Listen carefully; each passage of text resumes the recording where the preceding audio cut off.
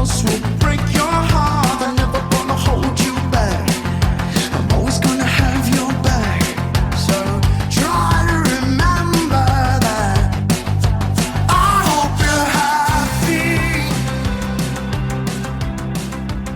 Welcome, Omar. I am tickled pink to have you here and grateful. So thank you for joining me today. The pleasure's all mine. I'm just grateful that you thought that highly of me. So I just want to say thank you, and I appreciate it from the bottom of my heart.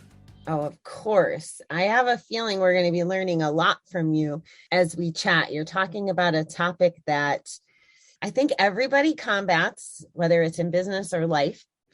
Before we dive into your expertise, do you want to tell us a little about yourself? Maybe where you're from, what your business history is? Yeah, definitely. I'm 48 and I'm a Leo. I'm a Leo too. Well, you see, I told you, great minds think alike. Let's see. I'm 48. I'm living my best life now because that's all we have is the now. I was an entrepreneur. I still am an entrepreneur for 20 years. Master salesman, was a financial advisor for Edward Jones Rep for 4 years. And I'm a guy that has overcome fear, overcome rejection, overcome every type of phobia you can think of, fear of being unworthy. You name it. I wrote a book, What If It Did Work? Because we always focus on why things shouldn't work. And I know God, the universe, has made us in his image, and he didn't want to make mediocrity. He made us want to thrive. I love it. I have a question already. Shoot, ask away. So I'm 47. My Leoness is 47. And it took me only the last, I don't know, technically 5 years to figure out the stuff you just said about the universe and feeling good and the positive stuff. And I found it through my recovery journey. Do you mind sharing, where did you get that from? Have you always had that mindset? Oh no, I was victim. When I heard Tanya Harding a million years ago, when we were in our prime, although I think we're in our prime now, why me? Why me? That was me with everything. Why me? My mom and dad divorced before I was born, so in the 70s. So oh my gosh, I was something different. My dad didn't want me. Everybody didn't want me. I was fear of rejection. I couldn't ask out a girl. Heck, it took me a while. In fact, one time it took me almost 40 years to ask out a girl. So, I always had fear of unworthy. And it just happened. Now I realized I'm worthy, but that was only part of the puzzle. Everything else I realized maybe 20 years ago when I started, when I realized I wanted more, I needed more. I didn't just want the crumbs of success. I felt like I was here to thrive, not to survive. So where did it start? It started the day I was born. It's a journey to this day. Am I the best version of who I am? Yes, I'm the best version of who I am today. Not the best version of who I will always be. I'll be a better version tomorrow if God gives me an extra day tomorrow. And then that's the way we should all live our lives. If I'm the best version of who I am than who I was yesterday, then it's a win. It's a success. Wow. I can't agree with you more. And like I said, I just recently am discovering this. So I love that you've been, I guess, mindful. I agree with you. We are on our journey since birth, but maybe more mindful of that kind of topic. Part of why I created this show, it's kind of a spin-off, I guess, of my first show is about gambling addiction. And this one is my journey of entrepreneurship and how similar it is, or how it relates to recovery, or how my recovery relates to it. And if I did my research right, 2 decades ago is about when you started your entrepreneurial journey. Am I Yes. accurate? And when it comes to addiction, a fine line. I was almost a gambling addict. I mean, I went to Vegas one time in my life, 1 year, over 30 weekends. That's something. 21, 22 years ago. Put it to you this way. I've been over Las Vegas, the city of Las Vegas. I even got married in Las Vegas because of I at times I have an obsessive compulsive personality, as you can tell clearly if you go to Vegas that many times. And if you've been you're a platinum member of Caesar's Palace, and to this day they give you a warm welcome. And it was I've used addiction or close to it. I know the line, and I danced there, whether it was drugs, whether it was alcohol, whether it was spending. And it was just heck, and this is something that I haven't really told anybody. It was to cover the hole inside me.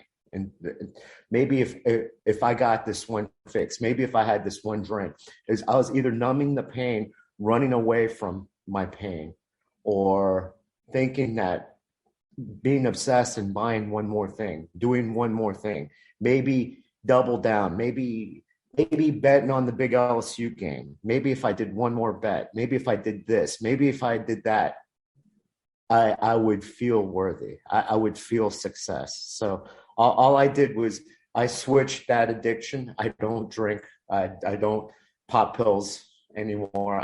I do drink, but one or two drinks tops, because we all have that addictive personality, especially entrepreneurs. And I focus that more towards being a better father to my two daughters, being obsessed over my finances, being obsessed over being a better version of myself. Instead of drinking 6, 7, 8 drinks a day, I will work out 2, 3 times. So trust me, I know all about addiction. Well, you called out some important things there, and thank you for sharing that with us. That's not easy stuff to chat about, but you talked about the escape and the numbing, right? And I think that actually circles us back to the fear of the addict, right? Not wanting to look in the mirror, not wanting to accept responsibility with that victim mindset, not wanting to dig in the past because things hurt. Am I accurate about that? That fear would... Oh, clearly. Believe it or not. And I was successful, and I was always striving for more. I didn't realize I was worthy of love, and it all comes from here. You know, I was looking for the kudos, the cyber hugs, the acknowledgement, not only from my mom, or I would date women or marry women that wouldn't give me those tools of saying, hey, I'm proud of you. And my journey has been a long journey, but yes, it's only been a year that I've come. Believe it or not, I didn't realize we were going to be talking about all this on as entrepreneur, but I guess it's a great episode. Yes. I realized I was worthy. I realized all the love, all the happiness. That's why we started. I said, I woke up. I knew we were going to have a great day because it's all within me. We all had that choice every day. I could have woken up saying, oh, it's a Monday, it's going to be a horrible day. But instead I woke up saying, thank you, God, for giving me another day to be a better father to my two daughters, a better day to be a better, make sure this podcast is better than all the other ones that I've either was a guest or I hosted. Okay, so I totally derailed us, and you said it politely. Yeah. But part of why I don't script these is because I believe what comes out is what's supposed to come out in that moment. And we're going to say whatever whoever needs to hear. So I kind of believe that. I used to get a little more crazy about it in the beginning, but so you're here to talk about fear. So let's talk about fear from... Well, first, do you mind telling us what you do? You're an author, you're a coach, but what do you do for work? As of now, I was I sold my businesses. I owned with my ex-wife at one time 5 franchises. After 20 years, I wasn't going anywhere with my life. I wasn't growing. And if you're not growing, you're dying. And the franchise wanted to move in a different direction. So we parted ways. And that wasn't what my purpose was. My purpose is to help people find their worthiness, to help people realize you are enough. You quit sitting on the sidelines, quit planning and planning and planning, because that's a fear. That's a fear of failure. Oh, I'll do it once I get all my research done. I'll do this when. No, just take action. The best time to do it is right here, right now. This is all we have. What better place than now? What better time than now? How do you get people to move the needle on that? Like, I bounce around the country, the world. Everybody's like, you just go to these places. I'll sleep in my car. I'll do the things. And I've always been that way. And people, that's the way to do it. You have to be fully immersed, because you have to believe in yourself. You have to burn down the bridges.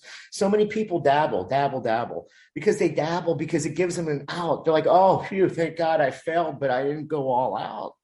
You know, if you make it a must and you realize this is it, I could be right now saying, oh my gosh, I'm 48. How am I can't be the next Anthony Robbins. I can't be the next Grant Cardone. I can't be the next Brendan Burchard. It's too late for me. No, God wanted me to do it now. The universe wanted me to do it now. I don't need to be anybody else. I just need to be the best Omar Medrano, period.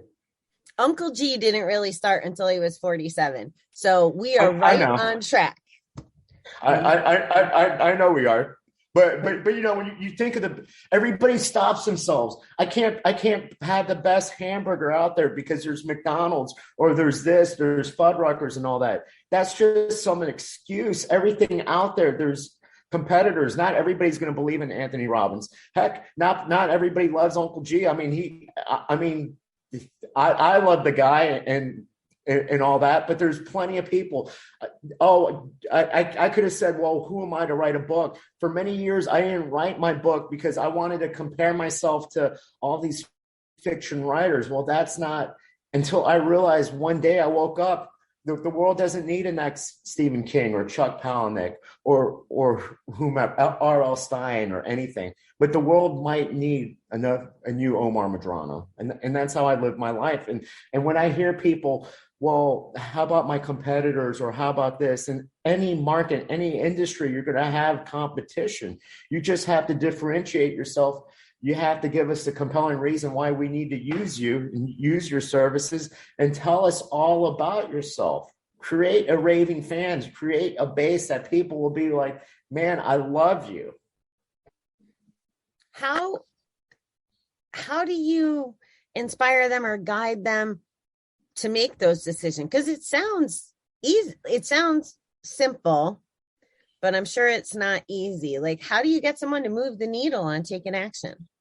You have to believe in yourself and your purpose. I mean, I grew up in a working class neighborhood in Miami called Westchester. Some people would say it was a real dump. I mean, I love it. I go there all the time because my grandparents are still alive. My assistant principal told me it'd be a cold day in hell the day I graduated college. How inspiring. You had two choices. There's going to be people that tell you you can't do it. You can either go, hey, I agree with you, or you prove them wrong. I mean, the last stage I was on, the guy didn't even believe in me. He just wanted to talk about, I was booked to be on the seminar and all that.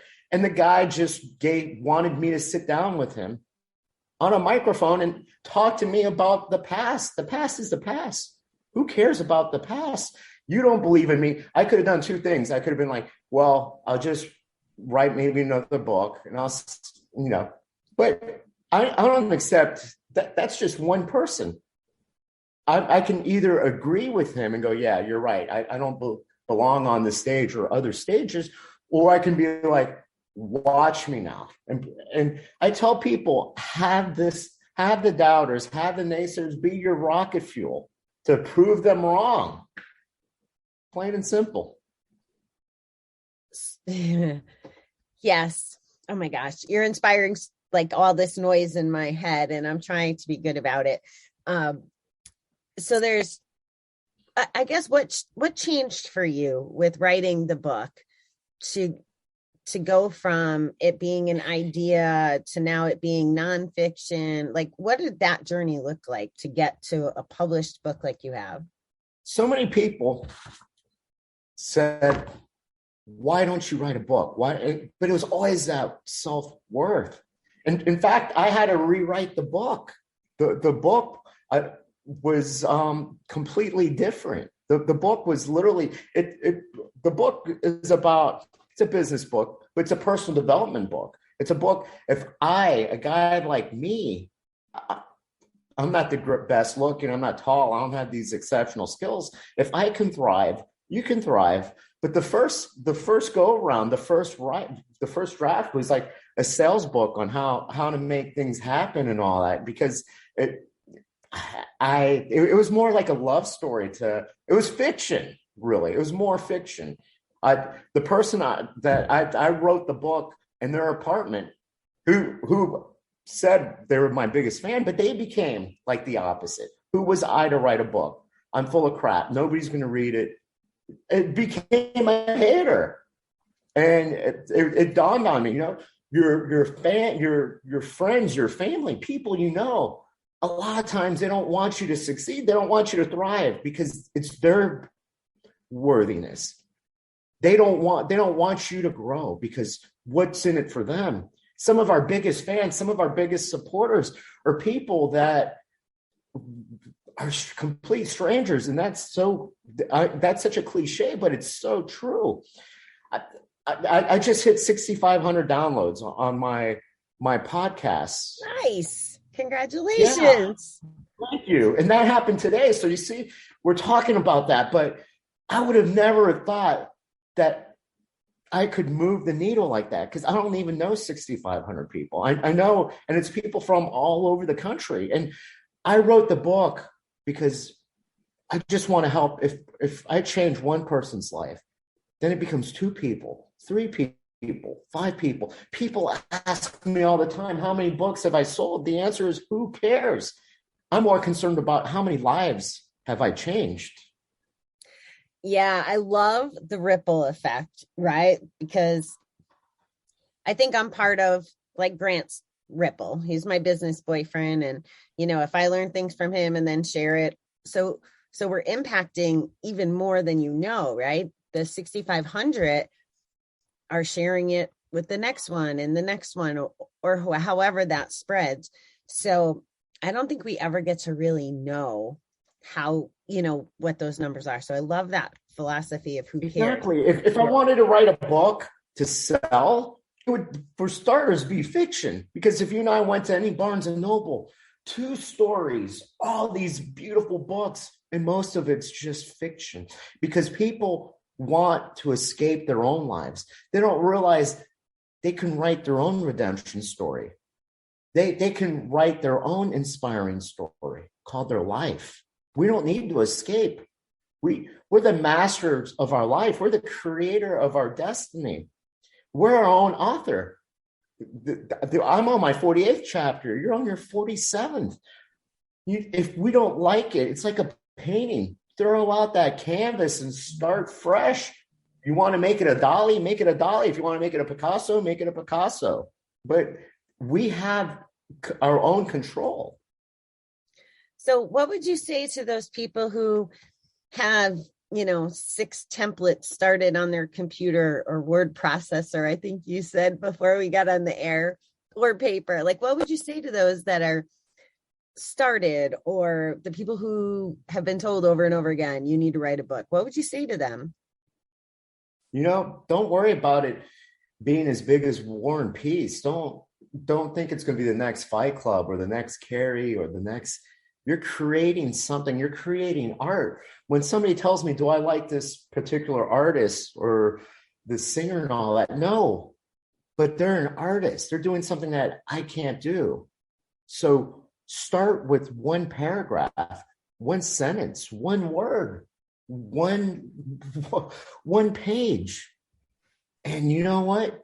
Believe that you're writing it to mass communicate, to either entertain, to educate, to do something. There's 1,000 cookbooks out there, Italian cookbooks, if we go to Amazon bookstores or whatever. But maybe yours is amazing. Maybe yours is a little different. Who cares what the topic is? there's nothing out there unless it's fiction and you create something. But hey, and if you want to write a rom-com, who cares? Boy meets girl, boy gets girl, boy loses girl, boy gets girl back. We all know the formula, but there's millions of movies and they keep on making it, whether it's Hallmark, Lifetime, Netflix, you name it. Keep on writing it. Come original, because it comes from you. So would you feel the same way about them taking the leap from traditional work, I guess we'll call it, to entrepreneurship? Do you think that businesses are a work of art, or how to Oh, yes. Even franchises. I knew what the line was, just like when it came to addiction and all that. I knew what I could and couldn't do, and I skirted around it because at the end of the day, it was my livelihood. I did more marketing, more videos out there than any other fellow. Smoothie King was the franchise. It was great guys, but it was me. I helped build South Florida. My ex-wife did. They can give the cyber hugs or they can do whatever, but I know what I did. And that's when it comes to being an entrepreneur. Post. I say be like Post Malone. Just post 4, 5, 6 stories. You're a plumber. Who cares about being a plumber? Inform us, entertain us, show us your family, give us a compelling reason why we need to hire you and not Joe Smith, Joe Bob, whomever. When it comes to being an entrepreneur, think outside the box. Don't discount. Discounting, we can all discount, but don't discount yourself and don't discount your product. Create raving fans, the best companies out there. Apple's not giving me 25% off. Apple's not giving me $5 Friday. Starbucks isn't. I can't recall my last coupon. Harley Davidson, Tiffany, so many companies out there. The finest dining restaurants that are all throughout this country aren't like, hey, we had the early bird special or we have 2 for Tuesday. But yet people, you need to believe in your product and you need to believe that you're exceptional, because we're all exceptional. Your product, your service is exceptional. If someone was just starting out, they wouldn't know that though, right? That's when I think the fear would start creeping in, don't you? The best way to start a business or being an entrepreneur, it's called confidence. It's about being in it. That's the difference. Guy who has his doctoral degree, I'm teaching people how to get an MBA. That's all fine and dandy. That's fantasy land. If you want to be a better entrepreneur, you jump in it. You start out every day at 0. And you know what? Your competitor, I would tell my kids are 14 and 16, but when they were younger, and we were, knee deep in business, it's like we have competitors, and what they want to do is they want to make sure we eat cat food. It's nothing personal. It's just business. And it's your dad and it's your mom's job to make sure that never happens. But it's the fear. It's like going up on a mountain and snowboarding or skiing. It's scary if the first couple of times, but you build confidence. The more you're out there, the more you're into your business, and you can't have the cleanest office because that means you're not doing your work. A lot of times we focus on busy stuff because we're fearful. We're fearful of marketing. We're fearful of guerrilla marketing. We're fearful of posting on social media. Oh my gosh, people, I don't want to seem too pushy. Too pushy. Grant Cardone has like 6 freaking emails a day I get. And he's doing 6, 7 videos a day, but yet somebody's telling me I'm too pushy on my product. It's like, well, clearly you're getting my message. So you're getting my message across, because I would tell people, and I would tell my kids, if somebody at the gym, any gym that I worked out at, if my neighbor, if my kids, friends, and their family, the parents didn't know what I did, shame on me. I apologize. So if somebody came up to my CrossFit gym and go, oh, I didn't know you guys own Smoothie King. I'm like, oh my God, I'm sorry. Because that's my job. My job is to tell everybody, you know, when it comes to this podcast, I'll share. I share what I do, and I'm not afraid. I'm not afraid to ask for the sale. Just ask for it. It's like a date, you know. If you don't want to go out with me, hey, sayonara, next. You're lost. I'm trying to teach this to a 21-year-old kid, and I'm losing that battle. Can't wait 2 hours for the other person to text back, you know. Okay. Be proactive. You can't because it's like asking out somebody on a date. Maybe they're thinking of what's best out there. Hey, you know, cut your losses. You know, we live in scarcity. We live in scarcity, not only when it comes to business, but our personal lives too. That's very true. But what if someone out there listening is an introvert and they're going, I can't go out there and say, I'm an introvert. To this day, we don't change. We don't change who I'm the same guy. I was such an introvert in elementary school, Dade County Public School System, Miami, put me in ESOL, English for speakers of another language, for 3 years. Do I sound like I speak with an accent? Like English isn't my first language?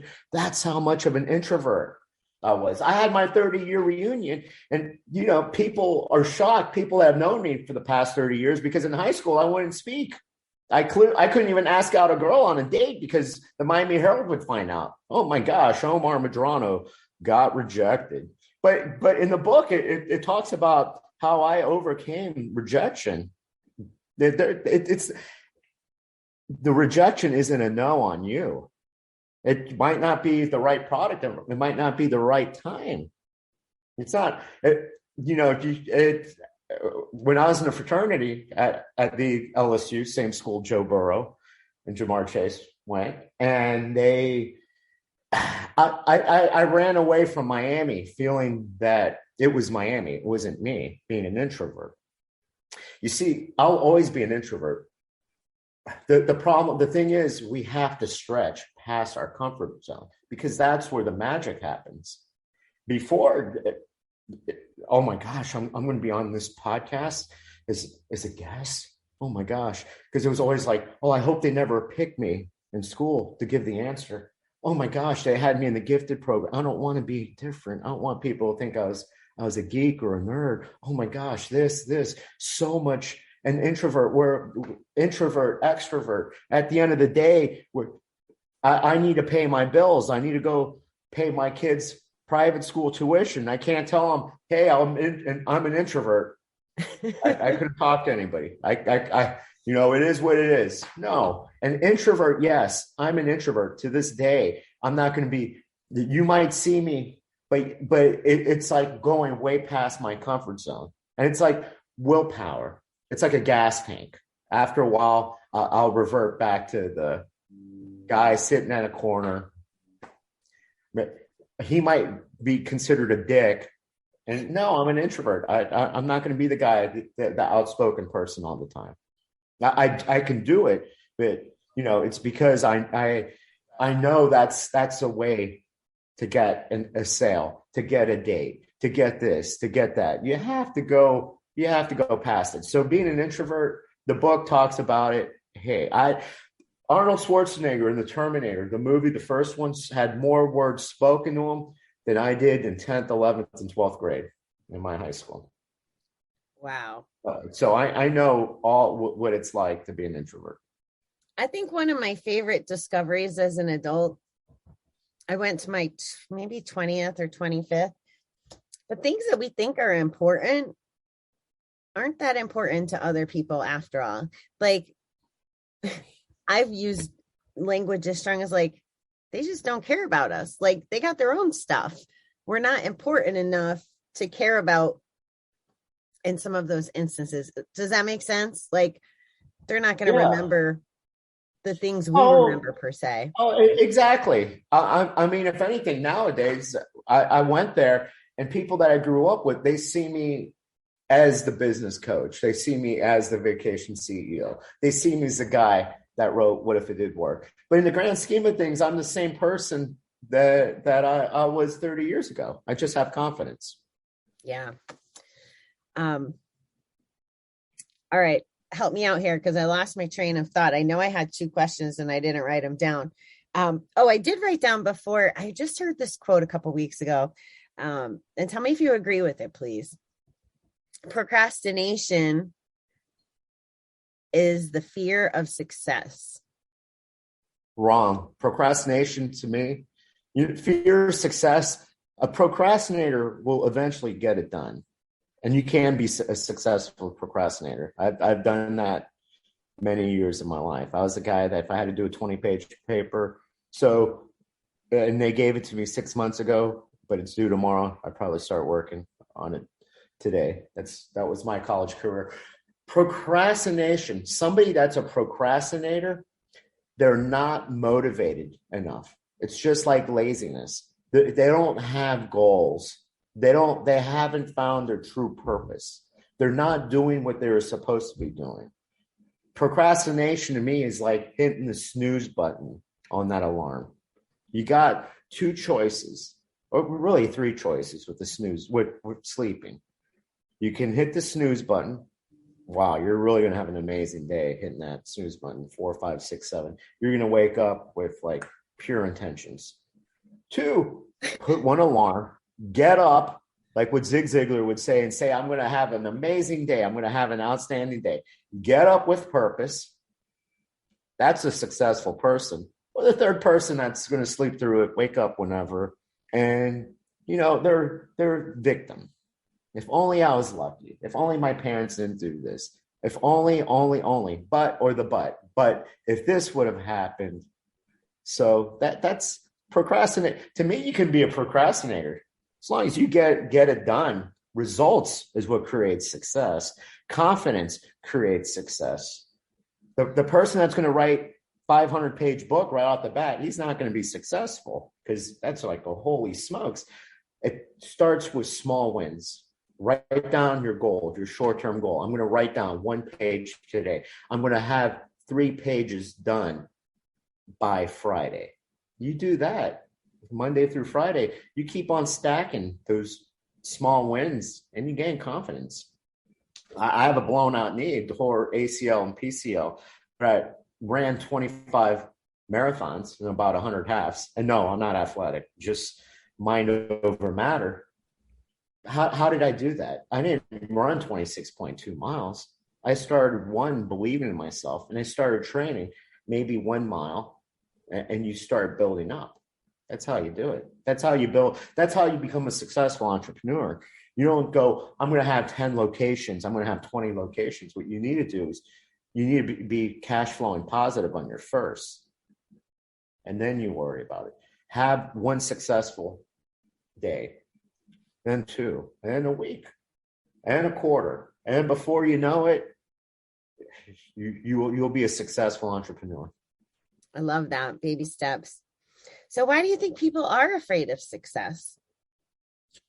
People are of success because it's that, oh my gosh, how about if I'm successful and people don't like me? How about if I don't like myself? It's this fear of the unknown.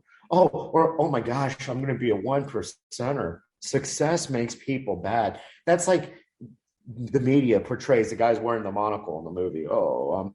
Money is an amplifier. The more money you can have, the better, because it's a tool. You can help out more people. You can help out families. You can help out communities.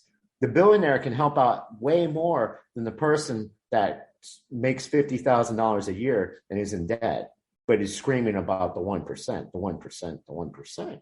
I remember Howard Schultz, founder, creator, billionaire of Starbucks, was getting ready to run for president and was thinking about it.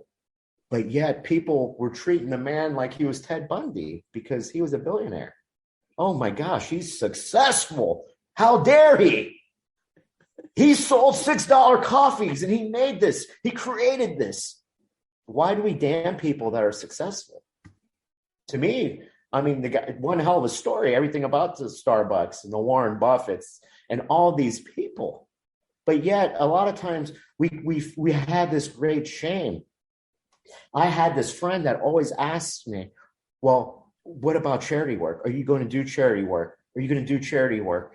And what I did on her for Christmas in her name was I made a donation, a huge donation to a cause. Because there, what about, I didn't see her matching. Yeah. That's when we get the socialism that, that it's equal, because the 1%ers or the people that have success, the people that have money are evil. No, but that's scarcity. There's an infinite amount of money. If you and I created a demand for something out of thin air, we didn't steal it. We didn't hurt other people. We created that. And that's what's beautiful. Don't hate us. Don't shame us. So when somebody's fearful of success, it's because they heard from other people. Bless you, bless you, bless you. They've heard from other people. Oh my gosh, money's going to make you bad. If you're a jerk, you're going to be 10 times a jerk. But if you're an amazing person, if somebody gave Mother Teresa $20 billion when she was still alive, she wouldn't be wearing a monocle going, oh, I'm going to bring down India and then the rest of the world. But that's some bullshit story the masses love to say. Hey, it's good. Oh my gosh, I prefer to be in debt. I prefer to live paycheck to paycheck. Oh, thank God. Thank God I'm not rich. Thank God I'm not wealthy. Wow. It sounds so ridiculous the way you just put it. But so many people are afraid. They're afraid of getting to the end of the road because entrepreneurship maybe doesn't have the 401k plan or the things that they've stamped as safe for people. And you can't, what about the weekends? Everybody's working for the weekend and we can't have the weekend off. That's scary, not having that. And what about the 3-day weekend? And what about my birthday? Does that mean I might have to work on my birthday or have to work at nights? And comfort kills more people than corona, than obesity, than cancer. Because so many people, if I stay here for a couple more years, it's like Louis Anderson in Coming to America. Oh my gosh, I used to be the lettuce guy. Now I'm going to be the fry guy. In a couple of years, I'll be the assistant manager. And that's where the big money is. And we're like, oh, I got my 4% increase, which is really just for inflation. You didn't get a raise. Oh, if I stay here a couple more years, I'll get 2 weeks off in a 401k. And if I work hard after 10, 20, 30 years, I'll be making so much money that they'll replace me just to make a quarter number. And that was my mom. My mom worked for corporate America forever. And she's like, Omar, I hate this, but you need to do this. That was her frame of reference. To this day, I won't be successful until I go back to corporate America and strive to get laid off one day, like what my mom did. She worked for Bell Systems, AT&T, for almost 30 years. Yeah, I struggle with that too, because my mom thinks that I don't have a job. Oh yeah, my mom, it was mind blowing. After I got my degrees and all, and I was working for corporate America, and I decided, hey, I want a bigger payout. I believe in myself. I want to gamble on myself. I don't want to wake up one day working for a fortune, publicly traded corporation, and like, hey, Omar, you know what? Phew, we're gonna have to let you go after 12 years because, man, we need to hit that quarterly number, and it's just part of layoffs. Nothing personal, but it is what it is. Yeah. I mean, people say we're crazy for being entrepreneurs, but the one thing I do know is not everybody's designed for being an entrepreneur. Because if you're concerned about the Saturday and the Sunday, you're concerned about the birthday, you're concerned, because the beautiful thing about an entrepreneur is we dictate how much we make. The marketplace dictates how much. Tomorrow, as an entrepreneur, you start out at zero. Unless you're selling insurance and mutual funds and you get trailers, which most people don't, you'll always start out at zero. And that scares a lot of people. It's easier complaining, barely working 8 hours a day while you're cyber stalking your ex-girlfriend and your ex-wife on social media and posting memes about whatever political party you hate. Oh, that's so much better. And putting Oh my gosh. working as an entrepreneur. You got like this great sarcastic stand-up comedy kind of thing going. It's killing me right now. But it's so true. And it's ridiculous on both sides of it. I know for me, as I'm listening to you, 2 years ago when I started my adventure, I had all the confidence in the world, all the confidence. And last fall, it got to where my confidence was down, down, down. And it wasn't because of my thought of my ability. It was all that noise from the outside, the people that don't believe and all of that, that made me second guess. Belief is such a big word. For 5-6 years, we believed in Santa Claus. We believed in the tooth fairy. We believed in the Easter bunny. But people can't spend 5 minutes just to believe in themselves. That's what a lot of it is. You have to have belief. You have to have faith. If people can believe in the government for we the people, by the people, and the balanced budget and all that, and still believe in that, why can't they believe in themselves? Yeah, it's a great point. Is there anything that I haven't asked you that you want to share or that we should touch base on, Omar? I'm an open book. That's why I started when you wanted to know something about me, that I was a Leo or I'm left-handed. There's nothing. It's whatever. But being an entrepreneur, it's tough. It's rough. There was days that I woke up and I'm like, why am I doing this? And it's like what Winston Churchill said in the 40s: if you think you're going through hell, keep on going through it, because it's all a state of mind. So many people are so close to success, so close to turning their business around, so close to actually starting a business, but yet they stop. People are only one idea away from changing their lives. Everybody loves Chick-fil-A. Oh, it's not a new company. Heck, it's been around even before. I'm old. I'm 48, and the company's been around even before that. Oh, it might have been only in the balls. No, they were everywhere. It wasn't until just a little idea, eat more chicken, goofy cows, created a brand that all of a sudden everybody loves and recognizes. And that took them forever to get out of obscurity, because it's not a new concept. But the thing is, we have to keep on firing away. We have to keep on believing that we're only one action. We're only one phone call. We're only one thing away from changing our focus, changing our life. I love that. Well, I asked my big questions, and I want to thank you again for being here. We went almost an hour, so I guess we had a lot. Look at that. That's not bad for an introvert, right? I didn't have any questions.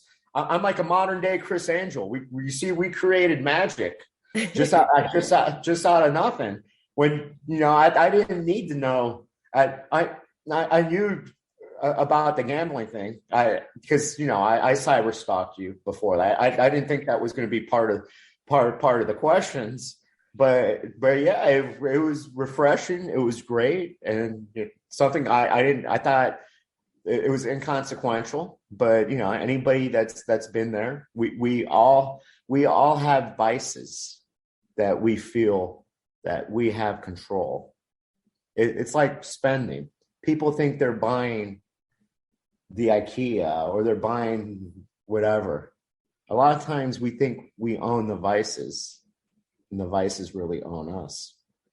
Well, Well, I didn't mean to go down that road. It's just recovery, gambling, all of that's part of who I am. So it shows up. It's all who we are. You know what? God didn't make us perfect. In fact, you know, for Christians out there, I mean, I'm Catholic, but even Jesus wasn't perfect, and he hung out with the most flawed people. He didn't go to Rome and hang out with the emperor. He hung out with, we're all flawed, and that's what makes us beautiful. That's what makes you different. That's what makes me different. Perfection to me is boring. I know I wouldn't want to be with the perfect person. Besides, I know on my death date, whatever it is, whenever St. Peter's calling me, that to go to purgatory or go up, down, wherever, and he's going to say, oh my gosh, you've done so much with so little. But I will know that I didn't live a life with regret. And that's the one thing I want to tell everybody. The most painful you'll ever feel is not the fear, it's regret. Because there will come a time that we're too old to start a business. We're too old to become entrepreneurs. You'll be too old to write a book. You'll be too old because you won't have your health. And do you want to be there sitting in hospice, sitting on your deathbed, surrounded by your family? And do you want to tell them, was my life the best I can live? And regret, we don't have a time machine. So do what you got to do. Live your life today. Don't worry about the past. We all screwed up. You had an addiction. I was like probably 1 or 2 more trips away to Caesar's Palace in Las Vegas, away from calling the 1-800 number. So the past is his story, her story for you. Use it to motivate. Use it to inspire. Use it to move the needle. But you know what? That's yesterday. I don't care. There's no, even if you were a victim, why me? Why me? Why me? Who cares? That's the past. Today is our day. And today we're here to thrive and create the best day we can possibly do. Love it. All right, let's give the book one more shout out. So the name on of Amazon, on Amazon. What if it did work? On Amazon. It was a top seller. My neighborhood in Westchester, people I grew up with helped me put it. I never thought it'd be a bestseller on Amazon. And I'm sure you'd love to be on a guest on my podcast. It's also What If It Did Work. You can join it on my Facebook page, What If It Did Work, or you can look me up, Omar Medrano. I'm public. Join. I don't try to sell you coaching. The only thing I try to sell you is a better you and a better tomorrow. Free videos, free. Everybody can plug. It's a community. Everybody can post videos. And you can find me on Instagram, Omar Medrano 73, and LinkedIn, whatever, omarmedrano.com. I'm like the St. Jude. I will answer your question. I'm the patron saint of lost causes when it comes to being an entrepreneur, your personal development, whatever woo-woo mess you have or whatever business mess you have. If you want to shoot me out a text or a telegram or a fax, I'll answer you. Love it. Love it. Well, thanks so much for being here, Omar. This was a lot of fun, and I appreciate your authenticity for sure and your knowledge. Thank you for having me.